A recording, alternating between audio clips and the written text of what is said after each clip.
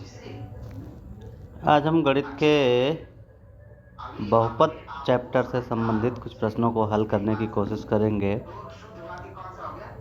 जैसे पहला सवाल है, किसी बहुपद में चर की घात इनमें से क्या होगा? धन पूर्णांक, ऋण पूर्णांक, भिन्न संख्या या कोई नहीं। बहुपद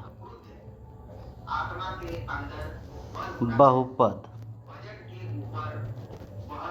गणित में बहुपद चर और अचर राशियों का ऐसा मिक्सचर होता है जिसमें चर की घात ऋणात्मक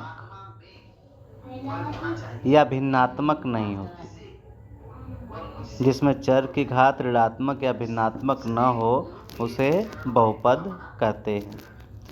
तो यहाँ पर जो पहला प्रश्न है, अगर हम देखें तो बहुपद में चर की घात क्या होगी? धन पूर्णांक, ऋण पूर्णांक, भिन्न संख्या। तो ऋण पूर्णांक तो होता नहीं है, भिन्न संख्या भी नहीं हो सकता, तो सही उत्तर हमारा हो जाएगा धन पूर्णांक। ठीक है, आइए अगले क्वेश्चन की तरफ चलते हैं। प्रश्न नंबर 2 हमारा है। अगर प्रश्न नंबर 2 हम देखें तो प्रश्न नंबर 2 हमारा है कि त्रिघात बहुपद एक्स क्यूब का शून्यक क्या है? त्रिघात बहुपद एक्स क्यूब का शून्यक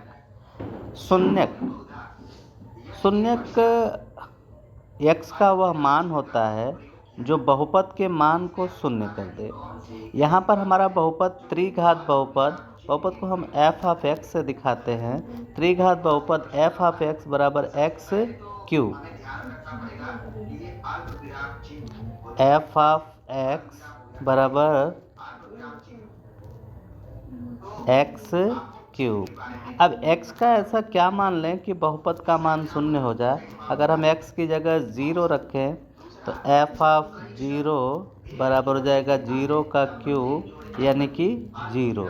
तो x का वो मान जो बहुपद के मान को शून्य कर दे रहा है उसे शून्यक कहते हैं। यानी x का कौन सा मान 0 किया, तो x का मान 0 जो है वो बहुपद के मान को शून्य कर दे रहा है, ये बहुपद का शून्यक हो जाएगा। अतः यहाँ सही जवाब हो जाएगा ऑप्शन सी यानी शून्य। चलिए अगले प्रश्न की तरफ चलते हैं। अगला प्रश्न हमारा है तीसरा, घात 2 के बहुपद को क्या कहते हैं? तो हम लोग ये जानते हैं कि एक घात का जो बहुपद होता है उसे रैखिक बहुपद कहते हैं, और जो 2 घात का बहुपद होता है उसे द्विघात बहुपद कहते हैं, और 3 घात के बहुपद को त्रिघात बहुपद कहते हैं। त्रिघात बहुपद। तो यहाँ हमारा घात 2 के बहुपद को पूछ रहा है, इसलिए सही जवाब होगा द्विघात बहुपद। ठीक है, चलिए अगले सवाल की तरफ चलते हैं। प्रश्न नंबर 4 हमारा है। प्रश्न नंबर 4, निम्नलिखित में से कौन सा बहुपद नहीं है? यहाँ पे आपको 4 ऑप्शन दिए हुए हैं और इन चारों में से पूछ रहा है कि कौन सा बहुपद नहीं है। तो अभी मैंने आपको बहुपद की पहचान बताई कि जिसमें चर की घात ऋणात्मक न हो और भिन्नात्मक न हो उसे बहुपद कहेंगे। अब इसमें देखें तो ऑप्शन नंबर सी जो है ये x प्लस 1/x है, इसको आप लिख सकते हैं x प्लस, ये जो 1/x है इसको x के पावर -1 लिखेंगे। इसका मतलब यहाँ पे घात ऋणात्मक हो गई। इसका अर्थ हुआ कि ये सी वाला ऑप्शन इसका जवाब नहीं हो सकता, क्योंकि इसमें घात जो है वो ऋणात्मक है। तो आपसे प्रश्न पूछ रहा है कि कौन सा बहुपद नहीं है, तो सही जवाब होगा ऑप्शन सी। ठीक है, आइए अगले प्रश्न की तरफ चलते हैं। प्रश्न नंबर 5 है रैखिक बहुपद। रैखिक बहुपद का मतलब ऐसा बहुपद जिसमें चर राशि की घात 1 हो, उस बहुपद को रैखिक बहुपद कहते हैं। बहुपद ax प्लस b का शून्यक क्या है? शून्यक का अर्थ जो बहुपद के मान को शून्य कर दे, यानी x का ऐसा मान जो बहुपद के मान को शून्य कर दे उसे शून्यक कहते हैं। अब हमारा प्रश्न है ए एक्स प्लस बी। एक्स की जगह हम इसमें इन चारों में से कौन सा मान रखें कि बहुपद का मान शून्य हो जाए। तो अगर हम डी वाला मान रखते हैं, यानी ए इंटू हो जाएगा एक्स की जगह माइनस बी बटा ए और प्लस बी। तो ए से ए कट जाएगा और माइनस बी प्लस बी मिल करके क्या हो जाएगा, शून्य हो जाएगा। बहुपद का मान शून्य हो गया। किसने बहुपद के मान को शून्य किया, माइनस बी बटा ए ने शून्य किया। तो माइनस बी बटा ए इस बहुपद का शून्यक होगा, अर्थात ऑप्शन डी हमारा सही ऑप्शन। ठीक है, आइए अगले प्रश्न की तरफ बढ़ते हैं। प्रश्न नंबर 6, छठवां बिल्कुल इसी पे आधारित है। 3x प्लस 4 इस बहुपद का शून्य क्या होगा। 3x प्लस 4 इस बहुपद का शून्य क्या होगा। तो बहुपद का शून्य ज्ञात करने के लिए जो 3x प्लस 4 है इसको हम बराबर शून्य लिखते हैं। तो 3x बराबर हो जाएगा, ये 4 को दूसरी तरफ पक्षांतर करेंगे तो -4 हो जाएगा, यानी x का मान हो जाएगा -4 और बटा 3, यानी कौन सा ऑप्शन सही होगा। तो यहाँ पे हम देखें तो हमारा बी वाला ऑप्शन करेक्ट होगा। ठीक है, आइए अगले प्रश्न की तरफ चलते हैं। प्रश्न नंबर 7, सातवां प्रश्न है कि बहुपद द्विघात बहुपद P x square plus 3x plus P का एक शून्यक -2 है, तो p का मान कितना होगा। अब यहाँ पे आप देखिए, शून्यक का अर्थ है जो बहुपद के मान को शून्य कर दे। अब बहुपद आपका है P x square plus 3x और प्लस p, इस प्लस p इसका एक शून्यक जो है वो -2 है, यानी x का मान -2 पर रखने पर बहुपद का मान शून्य हो जाएगा। तो x का मान आप इसमें -2 रखिए, x का मान -2 रखिए।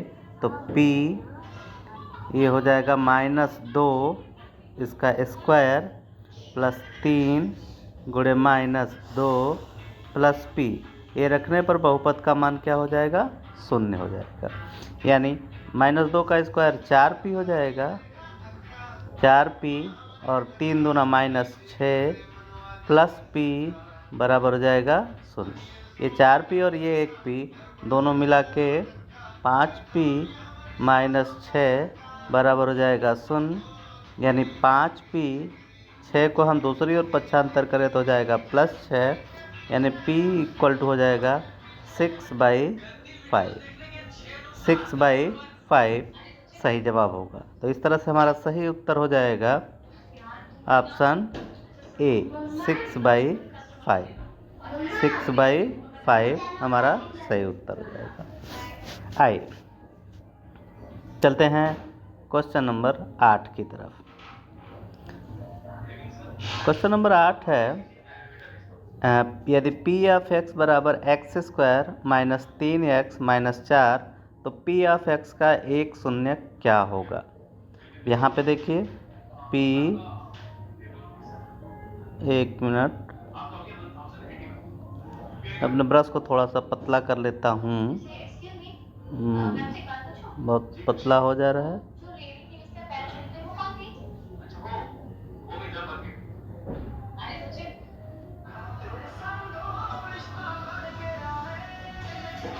चलिए, p ऑफ x, हम 8वें सवाल पे थे। p ऑफ x बराबर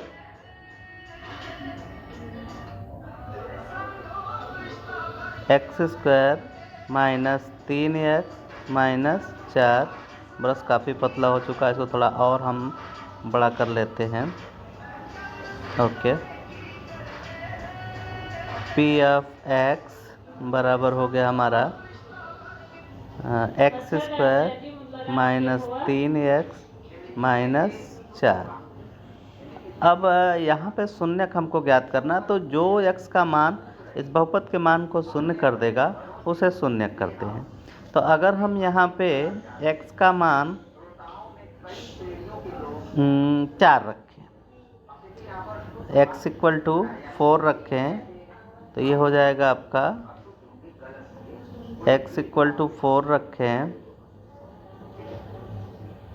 तो 4 का स्क्वायर माइनस 3 इंटू 4 और माइनस 4, तो 4 का स्क्वायर 16 माइनस 3 इंटू 4 12 और माइनस 4 16 माइनस 12 एंड 4 16 16 माइनस 16 0।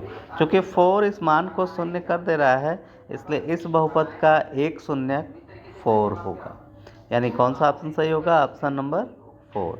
अगर हम बाकी किसी मान को रख के देखें तो बाकी मान इसके मान को शून्य नहीं कर पाएंगे, बहुपद के मान को शून्य नहीं कर पाएंगे, इसलिए अन्य सभी जवाब गलत होंगे। ठीक है, आइए अगले प्रश्न की तरफ चलते हैं।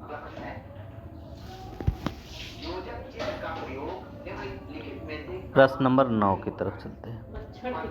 प्रश्न नंबर 9 हमारा है बहुपद y³ minus 3y 2y square minus √3y plus 1/2 इसकी घात कितनी है?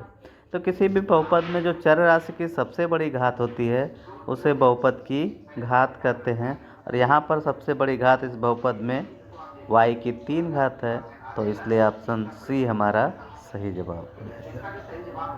ठीक है, आइए अगले प्रश्न की तरफ चलते हैं, और आज का ये अंतिम प्रश्न होगा 10वां प्रश्न। घात एक घात वाले बहुपद को क्या कहते हैं? मैंने आपको शुरू में ही बताया था कि एक घात वाले बहुपद को रैखिक बहुपद, 2 घात वाले बहुपद को द्विघात बहुपद और 3 घात वाले बहुपद को त्रिघात बहुपद कहते हैं। यहाँ पे एक घात वाले बहुपद को पूछ रहा है, इसलिए हमारा सही जवाब हो जाएगा ऑप्शन ए, यानी रैखिक बहुपद। आज के लिए बस इतना ही, कल फिर मिलेंगे, तब तक के लिए नमस्कार।